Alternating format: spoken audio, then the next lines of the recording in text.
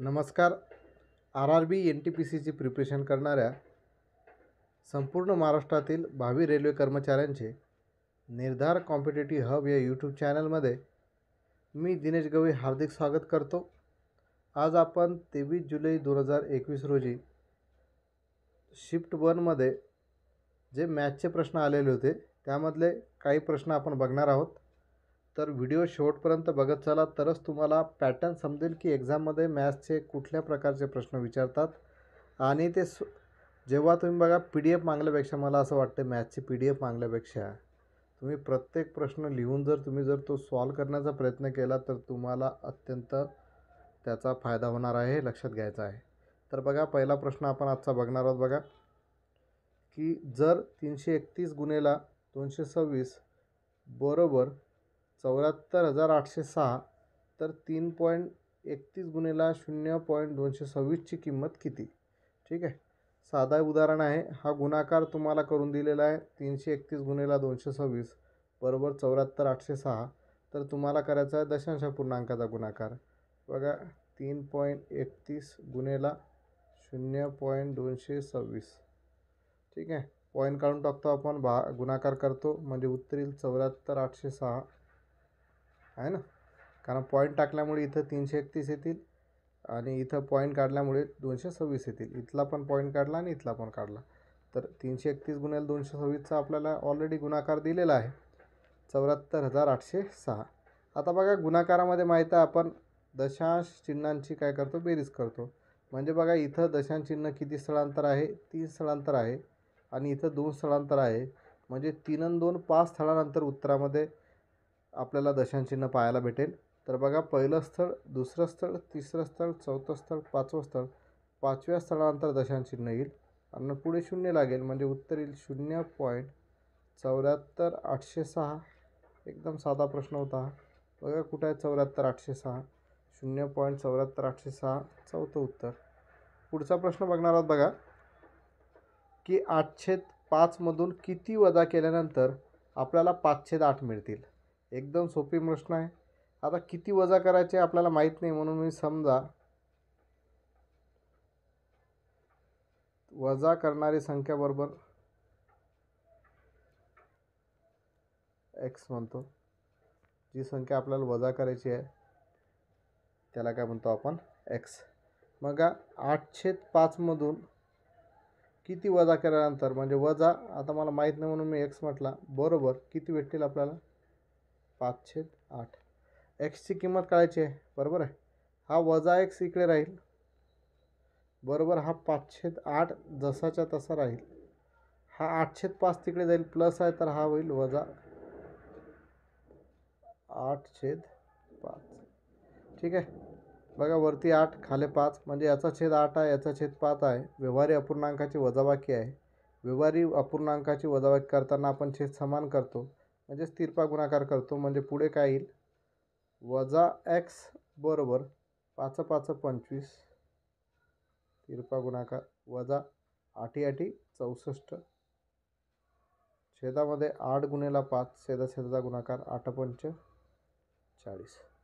म्हणजेच वजा x बरोबर 25 मधून 64 ने जा, 64 मधून 25 काढा लागतील तर हे 14 मधून 5 जातील, हे किती राहिले 9 राहिले. तर 5तून 2 गेले, राहिले 3 आणि उत्तर येईल वजा 39/40. इथं वजा x आहे, इथं वजा आहे म्हणजे वजा वजा कटला म्हणजे x बरोबर 39/40 उत्तर येईल. म्हणजे दुसऱ्याचं उत्तर आपल्याला भेटलं 39/40. पुढचा प्रश्न बघणार आहोत. बघा की जर एका बॉटलचा 3/5 भाग पाण्याने भरलेला आहे तर पाण्याने भरलेल्या भागाचे रिकाम्या भागाशी गुणोत्तर किती. बघा एका बॉटलचा किती म्हटलं त्यांनी, 3/5 भाग पाण्याने भरलेला आहे ना. तर पाण्याने भरलेल्या भागाचे, पाण्याने भरलेला भाग हाच आहे 3/5, रिकाम्या भागाशी. आता 3/5 भरलेला आहे तर रिकामा किती आहे, 5मधून 3 काढले, 2/5 रिकामा आहे, 2/5 रिकामा आहे. कसं, बघा एक भाग पूर्ण भरलेला आहे त्याच्यामधला आहे ना, पूर्ण टाकी म्हणजे आपण जी पण बॉटल आहे ती म्हणजे 1 म्हणू.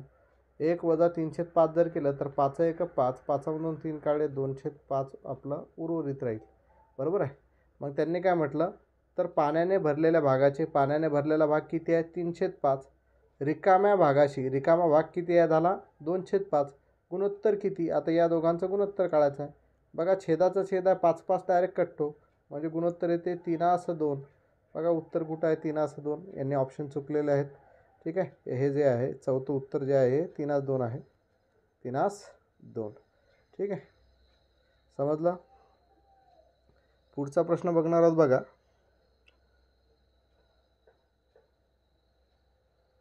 (243 भागेला 3 भागेला 3 भागेला 3 भागेला 3). सोपी प्रश्न आहे, पण आपण कन्फ्यूज होतो. ठीक आहे, 3 डायरेक्ट काढतो, असं नाही काढायचं, नवीन शोध नाही लावायचा. पहिले आपल्याला 243 भागेला 3 हा भागाकार करून घ्यायला लागेल. मी पहिले करून घेतो. 2ने जर 24ला भागलं, 3 8 24 झाले, 3 1 3, म्हणजे 243 भागेला 3 याचं उत्तर आलं 81. मग पुढे किती राहिलं आता, भागेला 3 भागेला 3 आणि भागेला 3, बरोबर आहे. पुढे सॉल्व करू. 3ने 81ला भागलं, 3 दुनी 6, 3 7 21, म्हणजे हा पार्ट कटला. आता राहिलं भागेला 3 भागेला 3. पुढे 3ने 27ला भागलं, 3 9 27, म्हणजे हा पार्ट कटला. काय राहिलं फक्त भागेला 3. 3ने 9ला भागलं, उत्तर आलं 3, म्हणजे याचं उत्तर आपल्याला काय भेटते 3 भेटते, म्हणजे चौथ्याचं उत्तर काय भेटलं 3. एकदम सोपे प्रश्न आहेत.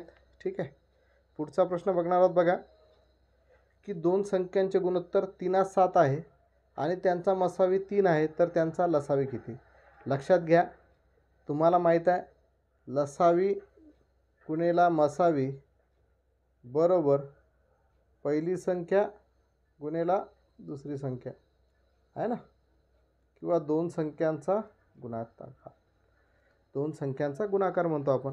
लसावी गुणेला मसावी बरोबर दोन संख्यांचा गुणाकार किंवा पहिली संख्या गुणेला दुसरी संख्या.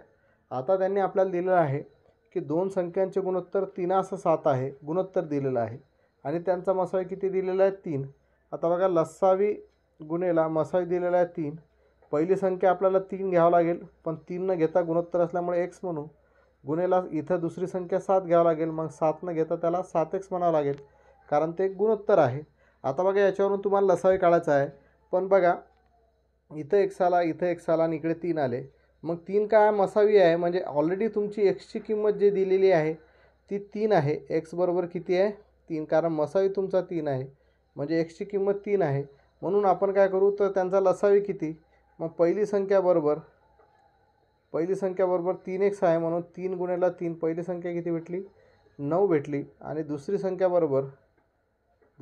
बरोबर काय आहे 7x आहे, म्हणजे 7 गुणेला 3 किती भेटली 21 भेटली. आता 9 आणि 21चा आपल्याला काय काढावं लागेल लसावी. 9 आणि 21चा लसावी काढावा लागेल. बघा 3 त्रिक 9, 3 7 21, बरोबर. याच्या पुढे 3 आणि 7 या मूळ संख्यात भागणे जात, म्हणजे लसावी काय येईल 3 त्रिक 9, 9 7 63, त्याचा लसावी येईल, म्हणजे आपल्याला उत्तर भेटलं चौथं. ठीक आहे, पुढचा प्रश्न बघणार आहोत बघा, की जर 4x - 3y बरोबर 9 आणि x बरोबर 6 असेल तर y बरोबर किती. एकदम बेसिक प्रश्न विचारलेले आहेत या शिफ्टमध्ये. तर तुम्हाला माहीत असेल की तुम्ही जर पेपर दिले असेल या अगोदर रेल्वेचे, तर तुम्हाला माहीत आहे काही शिफ्टमध्ये तुमचे मॅथ्सचे सोपे प्रश्न असतात, काहीचे रिजनिंगचे सोपे असतात, कधी GK सोपं विचारतात. पण जसा पेपर सोपा असेल तसं नॉर्मलायझेशनमध्ये तुमचे मार्क्स कमी होतात. काही जणांचे तेवढेचे तेवढे राहतात, काही जणांचे 1-2 मार्क कमी होतात. पण ज्यांचा पेपर कठीण असतो त्यांचे मार्क्स वाढतात. तर नॉर्मलायझेशन ही पद्धत रेल्वेमध्ये असते. त्यामुळे पेपर सोपा असला तर जास्तीत जास्त आउट ऑफ घेण्याचा प्रयत्न करायचा, आणि पेपर जर हार्ड असला तर चुकीचे सॉल्व करण्याचा प्रयत्न करायचा नाही आहे. जेवढे आपल्याला बरोबर येतात तेवढेच सोडवायचे, अन्यथा सोडवायचे नाही, एवढं लक्षात ठेवा. आणि मॅथ्स आणि रिजनिंग 30 मार्काचा मॅथ्स आहे, तुम्हाला माहीत आहे, आणि रिजनिंग 30 मार्काचा आहे, म्हणजे 30 आणि 30 60 मार्क जे आहेत, हे जर तुम्ही व्यवस्थित प्रॅक्टिस केली तर 60 मार्कामधले तुमचे 50 प्रश्न 50 मार्क जे आहेत ते कुठंच जात नाही. हा माझा एक्सपिरियन्स तुम्हाला सांगतो. जर तुम्ही कंटिन्यू मॅथचे जे मी प्रश्न घेत आहे PYQ, हे जर तुम्ही स्वतः घरी सॉल्व केले एकदा व्हिडिओ बघितल्यानंतर, तर बघा त्याच्यानंतर तुम्ही आणखी अशाच टाईपचे एक्झाम्पलचे सॉल्व केले, तर जनरली तुम्हाला रेल्वेचा पॅटर्न माहीत असेल की जे PYQ असतात त्याच बेसवरचेच पुढचे प्रश्न ते विचारतात पुढच्या एक्झाममध्ये. त्यामुळे PYQ प्रश्न रेल्वेच्या दृष्टिकोनातून अत्यंत महत्त्वाचे असतात, आणि रेल्वेचे बरेचसे PYQ प्रश्न जे आहेत ते रिपीटसुद्धा होतात. ठीक आहे. त्यामुळे जे प्रिव्हियस इयर क्वेश्चन पेपर आहेत, मागे झालेल्या प्रश्नपत्रिका आहेत, त्यांची पडताळणी करणं, त्यांचे मॅथ्स रिजनिंगचे प्रश्न सॉल्व करणं, त्याचे GKचे प्रश्न सॉल्व करणं अत्यंत महत्त्वाचे असतात. त्याच बेसवरती पुढचे पेपर निघत असतात. ठीक आहे. तर बघा एकदम सोपी प्रश्न होता.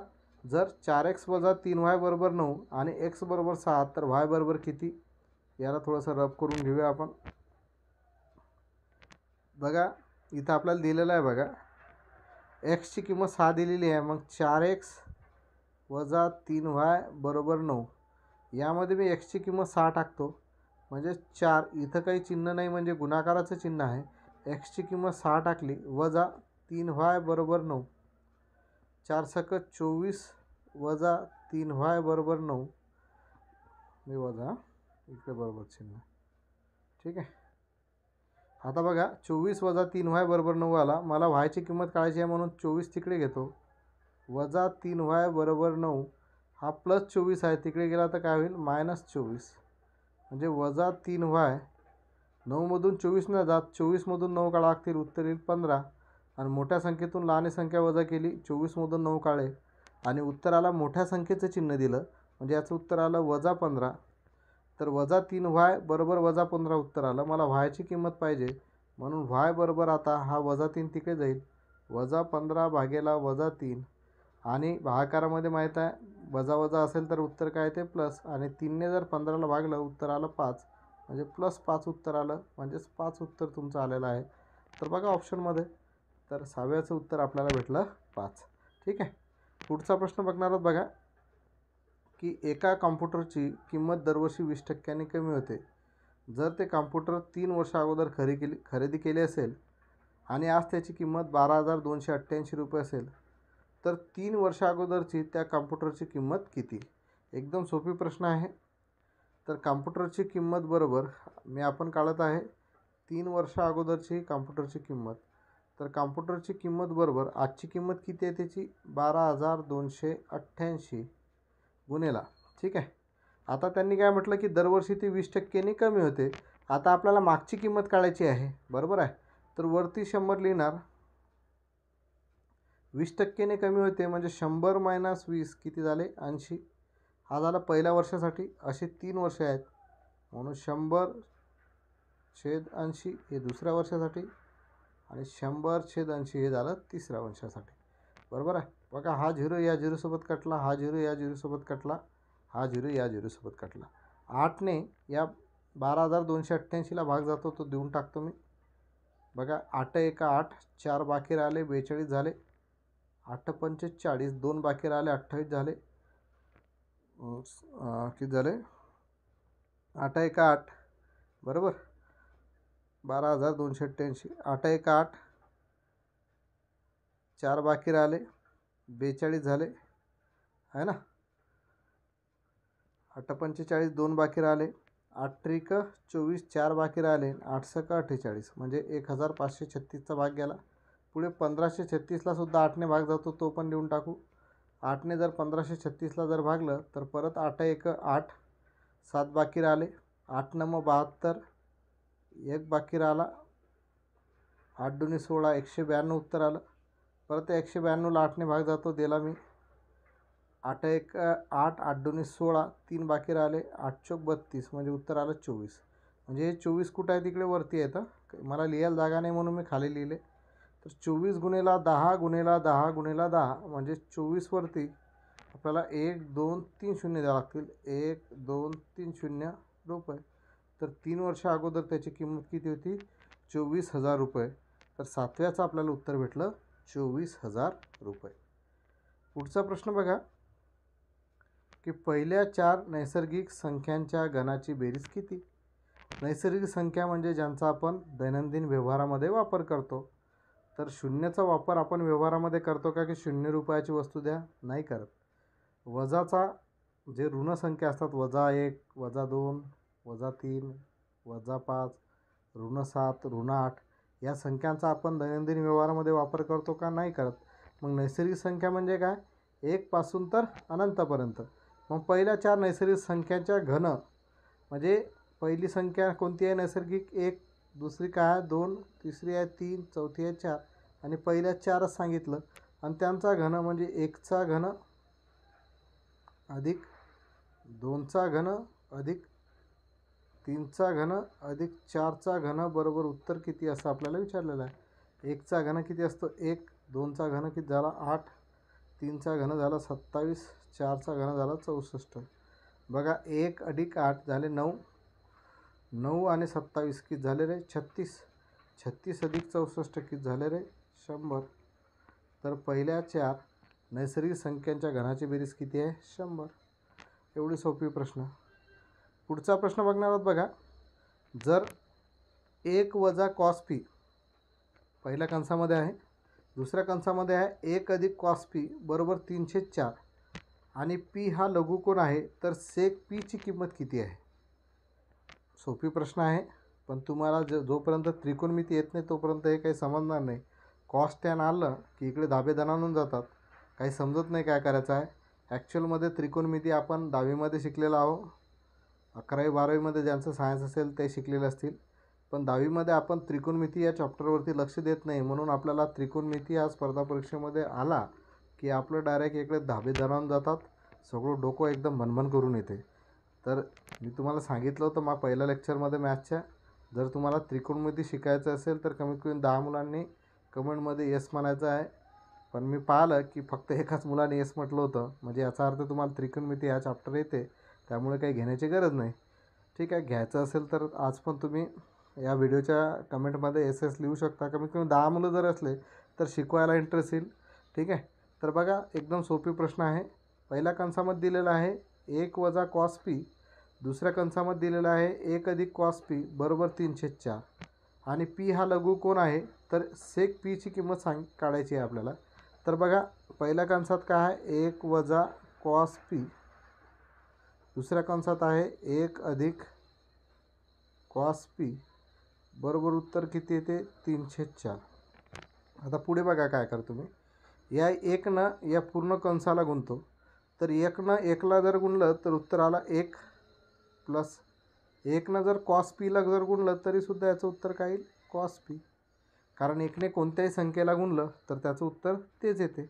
आता बघा या वजा कॉस पीने मी 1ला जर गुणलं तर याचं चिन्ह वजा आहे म्हणून याचं उत्तर काय येईल वजा कॉस पी, बरोबर आहे. आता हे वजा कॉस पीनं मी प्लस कॉस पीला जर गुणलं तर वजा गुणेला प्लस काय होते वजा आहे ना, आणि कॉस पी गुणेला कॉस पी काय झालं कॉस वर्ग पी, म्हणजे याचं उत्तर भेटलं मला कॉस वर्ग पी बरोबर 3/4. ठीक आहे, बघा इथं अधिक कॉस पी आहे आणि वजा कॉस पी आहे, म्हणजे हे काय झाले 0 झाले आहे ना. मग इथं बघा 1 वजा कॉस वर्ग पी बरोबर 304 पाहिजे आहे ना, 304 भेटलं.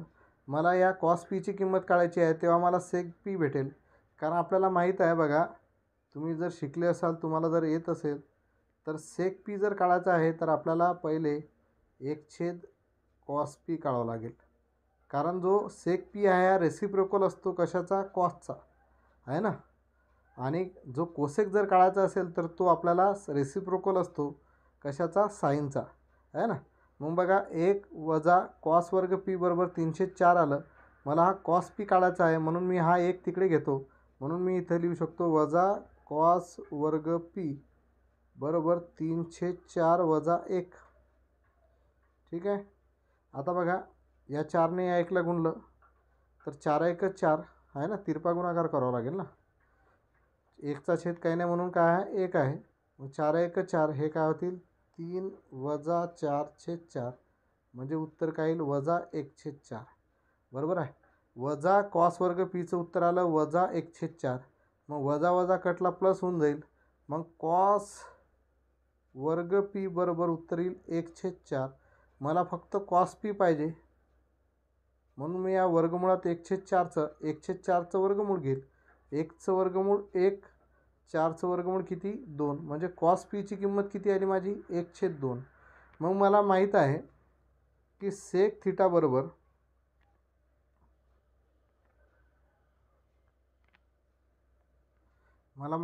सेक थिटा बरोबर काय असते 1/कॉस थिटा. मला सेक पीच पाहिजे, थिटा म्हणजेच काय कोन आहे तो, म्हणजे या थिटाच्या ठिकाणी पी टाकला, तर सेक पी मला काढायचा आहे, तर मला 1/cos थिटा करावं लागेल, म्हणजे 1/cos पी काढावं लागेल. मग याच्यामध्ये मी जर किंमत टाकली, हे वरचं थोडंसं रब करतो,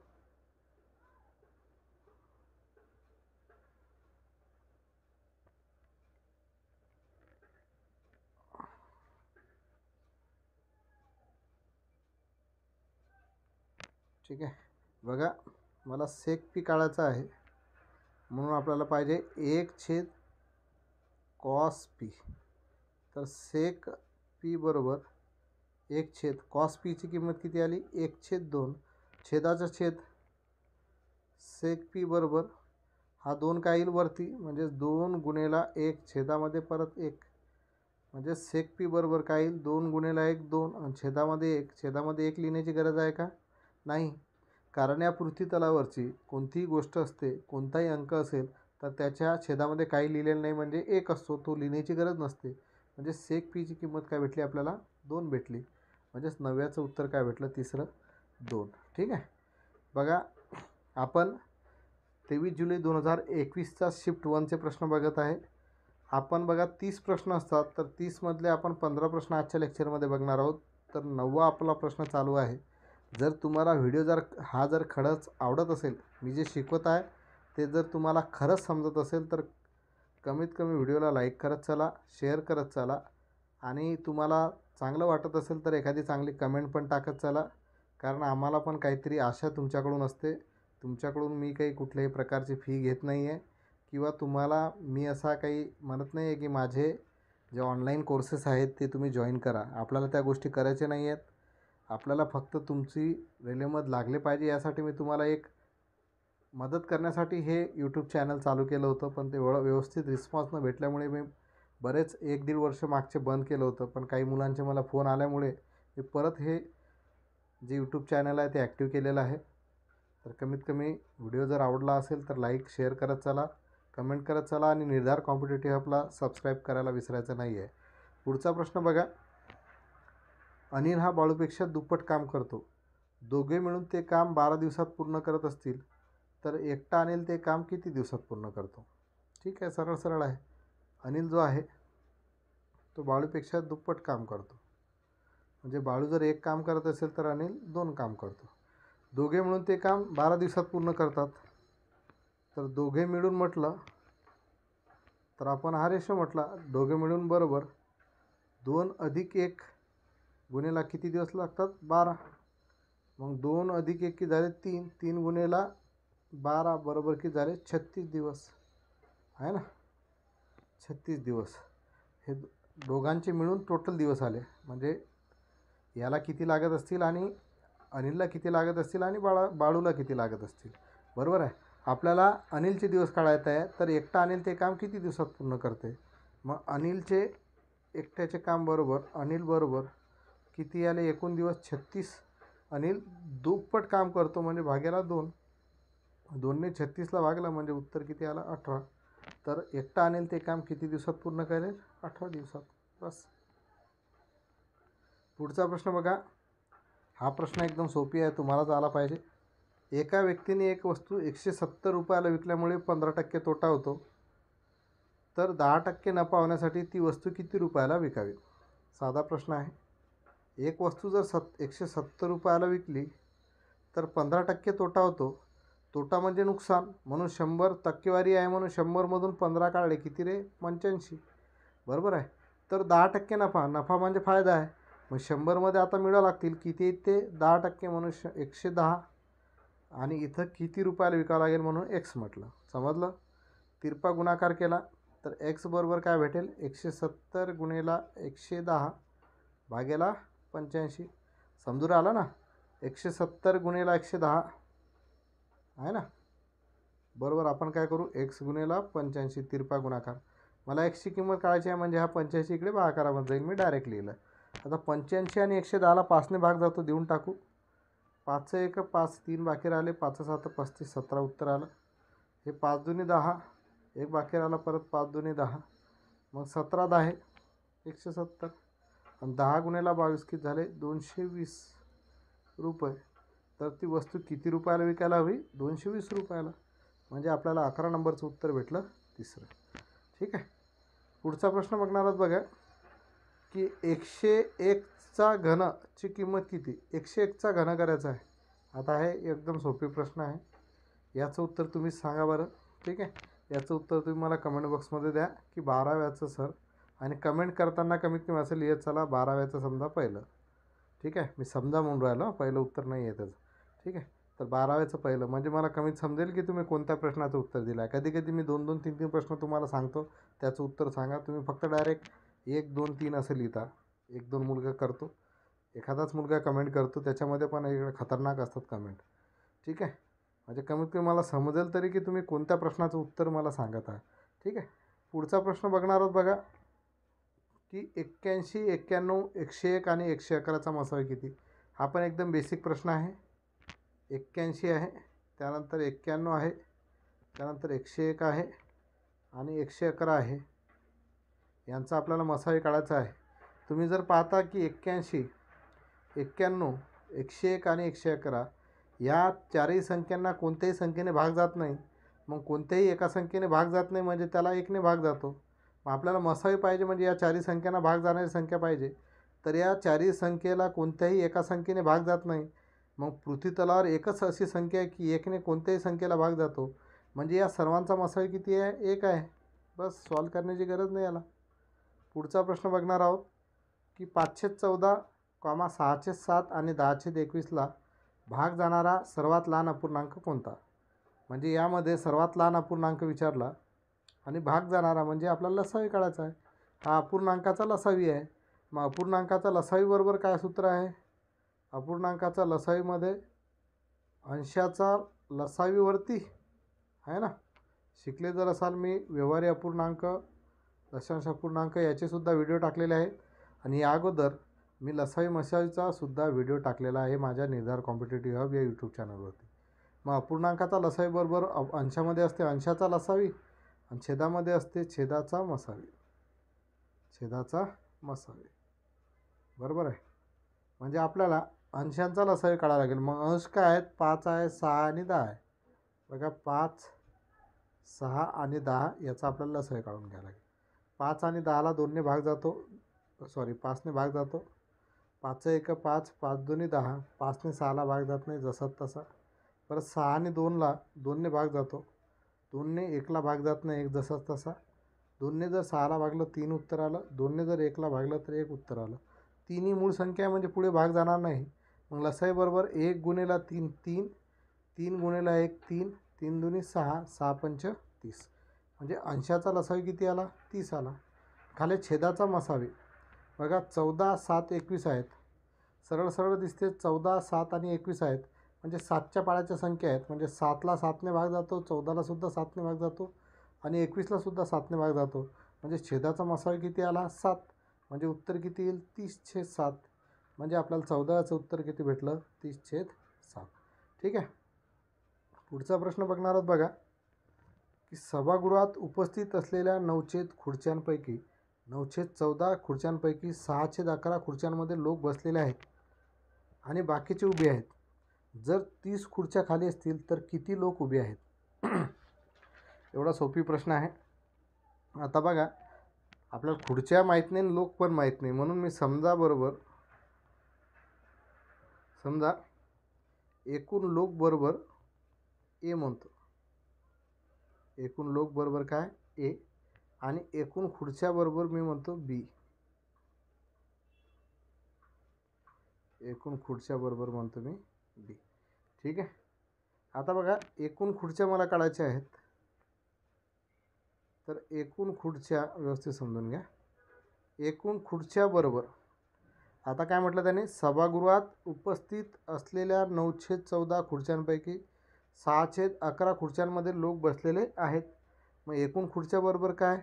एकूण लोक आहेत ए गुणिला 9/14 आहे ना. म्हणजे याचं उत्तर आलं 9a/14. ठीक आहे. मग खाली खुर्च्या. मग खाली खुर्च्या बरोबर काय येईल. खाली खुर्च्या बरोबर टोटल लोक आहेत ए वजा याच्यामधून 9a/14 जर काढलं आहे ना तर आपल्याला टोटल खुर्च्या भेटतील. परत याचा छेद 14, याचा छेद काही नाही म्हणजे एक तिरपा गुणाकार करावा लागेल. 14 एक 14, 14मधून 9 गेले किती राहिले रे 5. 5/14 5a/14. खाली खुर्च्या किती भेटला 5a/14. पण आपल्याला त्यांनी दिलेल्या 30 खुर्च्या खाली आहेत म्हणून आपण लिहू शकतो 5a/14 बरोबर 30. मला एची किंमत काढायची आहे म्हणजे ए बरोबर काय होईल, हा 30 गुणिले 14 होईल आणि 5 खाली येईल. 5 × 30 मग 14 × 84 म्हणजे ए बरोबर किती आलं 84. म्हणजेच एकूण खुर्च्या किती भेटल्या 84. ठीक आहे. एकूण खुर्च्या 84 भेटल्या, त्यामधले 30 जे आहेत 30 काय आहेत खाली आहेत म्हणजे 84 - 30 जर केले तर 4तून 0 गेलं किती राहिले 4, 8तून 3 गेले राहिले 5. 54 जे आहेत 54वरती लोक काय बसलेले आहेत आहे ना. आता पुढे बघा दुसरी कंडिशन काय सांगते की 9/14 खुर्च्यांपैकी 6/11 खुर्च्यांमध्ये लोक बसलेले आहेत आहे ना.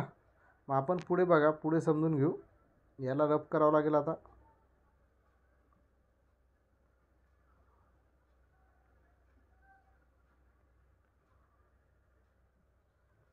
6/11 खुर्च्यांमध्ये लोक बसलेले आहेत बरोबर.